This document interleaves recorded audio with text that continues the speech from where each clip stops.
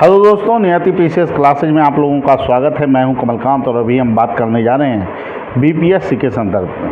और ख़ास करके अभी जो हम चर्चा करेंगे वो बीपीएससी के द्वारा जो अभी इंटरव्यू का आयोजन हो रहा है ब्लॉक एग्रीकल्चर ऑफिसर के संदर्भ में, उसी के संदर्भ में अभी चर्चा करेंगे।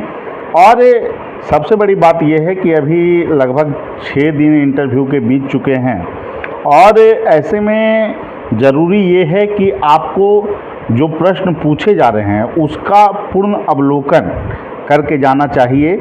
निश्चित रूप से एग्रीकल्चर संबंधी जो प्रश्न हैं वो काफ़ी प्रमुखता से पूछे जा रहे हैं, लेकिन उसके अलावे भी जैसे बिहार में पुल का गिरना, ये भी क्वेश्चन कुछ लोगों से पूछा गया।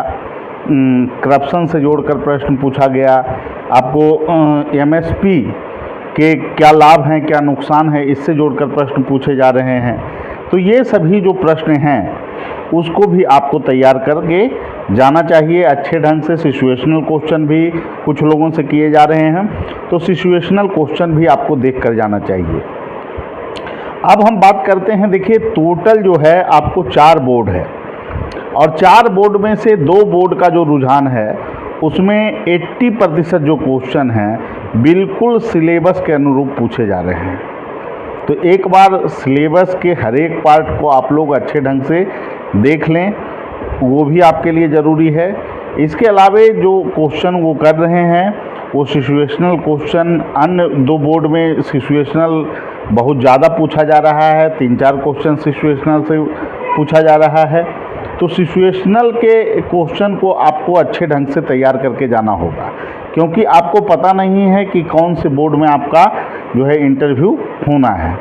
इसीलिए मैं जहां तक आपको सजेस्ट करूंगा कि जैसे जो कोर एरिया है एग्रीकल्चर का, आपको जो है सीड से जुड़ा हुआ प्रश्न आपको पूछा जा रहा है।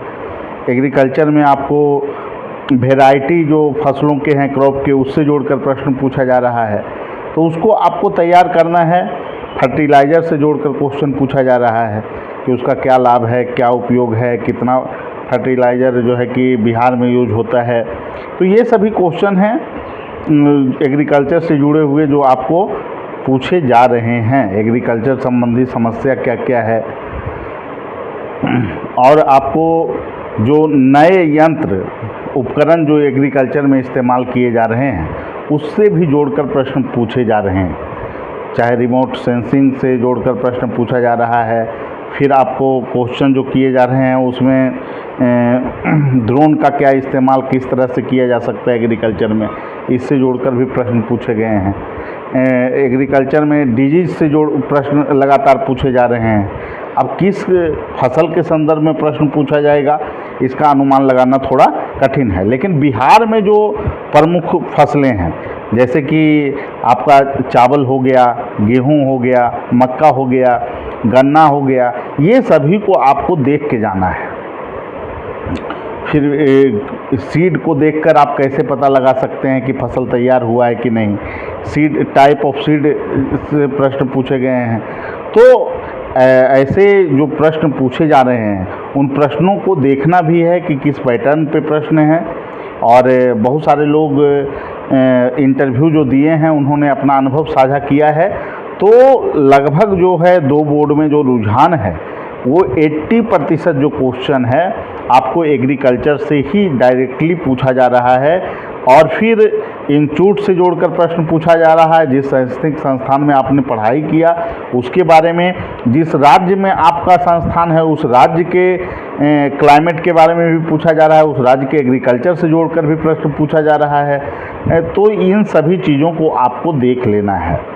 इसके अलावा जो प्रश्न हैं दोस्तों उसमें आपको सिचुएशनल जो क्वेश्चन हो सकते हैं उसको भी आपको देख लेना चाहिए, क्योंकि सिचुएशनल क्वेश्चन जो पूछे जा रहे हैं 2 अन्य बोर्ड में वो काफ़ी चुनौतीपूर्ण है। अगर उस पर प्रैक्टिस आप कर लीजिएगा तो आपको लाभ मिलेगा। और इसके लिए जो है कि हमारे द्वारा क्लास भी लिया गया है, उसमें सिचुएशनल क्वेश्चन, एडमिनिस्ट्रेटिव क्वेश्चन जो है कि इसके अलावे जो है कि आपको कौन कौन से महत्वपूर्ण समस्या है एग्रीकल्चर संबंधी कौन कौन से जो है कि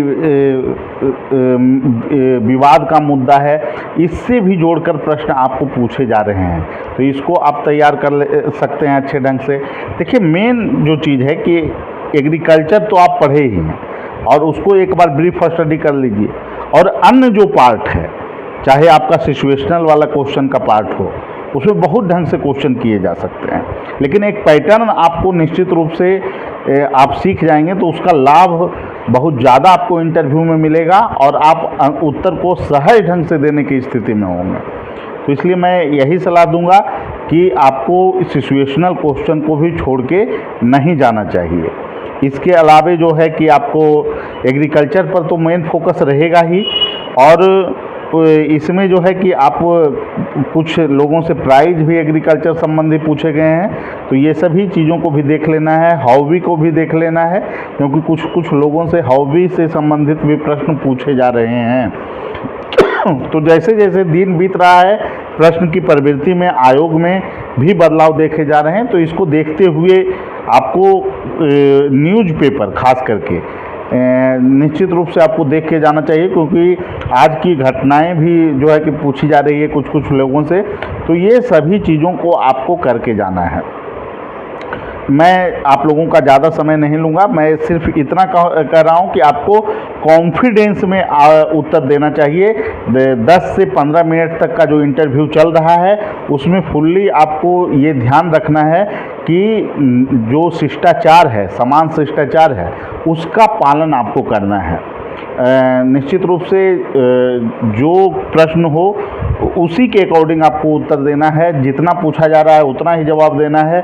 सॉरी ज़रूर बोलिए, अगर क्वेश्चन का जवाब आपको नहीं पता है तो सॉरी के बोलने के अलावा आपके पास कोई विकल्प नहीं है। बहुत सारे लोग हैं जो सॉरी नहीं बोलकर बोर्ड का समय व्यतीत करते हैं, ऐसे में उनका इंटरव्यू उससे प्रभावित हो रहा है। 5-6 मिनट 7 मिनट में भी कुछ लोगों का इंटरव्यू समाप्त हो जा रहा है। उसके पीछे मूल कारण है कि आप सॉरी भी नहीं बोलते हैं और ना ही आप उत्तर देते हैं। ऐसे में बोर्ड ये समझता है कि आप बिल्कुल असहज हैं और आप प्रशासनिक फील्ड में आने के योग्य नहीं हैं। तो ये चीज़ें बिल्कुल नहीं होनी चाहिए। नहीं जान रहे हैं, हाँ, लेकिन फैक्ट वाले में सॉरी बोलें। जहाँ सिचुएशनल क्वेश्चन है वहाँ जवाब देने का बिल्कुल आपको प्रयास करना चाहिए। स्कीम, सेंट्रल गवर्नमेंट के स्कीम और बिहार गवर्नमेंट के स्कीम को बिल्कुल देख कर जाइए, क्योंकि उससे संबंधित क्वेश्चन आपको पूछे जा रहे हैं। बिहार के एग्रीकल्चर की जो समस्या है, नॉर्थ बिहार की, साउथ बिहार की, इसको भी आपको देख के जाना है। तो निश्चित रूप से दोस्तों, अभी जो क्वेश्चन पूछे जा रहे हैं उसमें मेनली फोकस जो है एग्रीकल्चर का है, लेकिन इसके अलावे भी जो अन्य मुद्दे हैं, जो करेंट का जो सिनारियो है, 1-2 दिन के घटनाक्रम है, उसको भी आपको देख लेना है। और जो बड़े मुद्दे हैं, जैसे कि आपको पुल का गिरना, आरक्षण का मुद्दा, ये सभी भी आपको देख कर जाना चाहिए कि अगर क्वेश्चन किन्हीं किन्हीं लोगों से पूछा भी जा रहा है तो वो उत्तर देने की स्थिति में हो। इसके लिए 13 वीडियो क्लास जो है कि आप लोगों को उपलब्ध कराया गया है हमारे ओर से, जिसमें कि आपको हर एक पार्ट पे फोकस किया गया है। तो आप चाहें तो उससे जुड़कर आप उसका लाभ भी उठा सकते हैं। इसके अलावा आपको 2 ऑनलाइन मॉक इंटरव्यू की सुविधा हमारे यहाँ उपलब्ध है। इसके लिए आप हमारे फ़ोन नंबर 7004291557 पे संपर्क कर सकते हैं और जुड़ सकते हैं हमारे इंटरव्यू कार्यक्रम से। निश्चित रूप से जिन लोगों का इंटरव्यू नज़दीक है, आगे आने वाले 2-3 दिनों में है, उनको तो मैं यही सजेस्ट करूंगा कि आप जितना तैयारी किए हैं उसके साथ ही आप जाएं। और जिन लोगों का इंटरव्यू थोड़ा लेट है, जैसे कि जिनका 12 तारीख को है, 13 को है, 14 को है, 15 को है, तो वो निश्चित रूप से कार्यक्रम से जुड़कर लाभ उठा सकते हैं, क्योंकि 13 वीडियो है और हर एक वीडियो जो है कि आपको 1-1 घंटे का है। उसको देखकर, और फिर जो एग्रीकल्चर को निश्चित रूप से आपको प्राथमिकता देना है।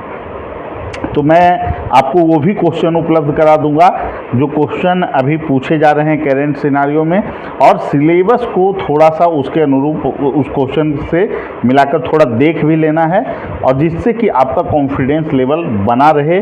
निश्चित रूप से इंटरव्यू जो है आपके कॉन्फिडेंस का ही परीक्षण है कि आप पद पे आने के लिए कितने योग्य हैं, आप में प्रशासनिक दक्षता है या नहीं।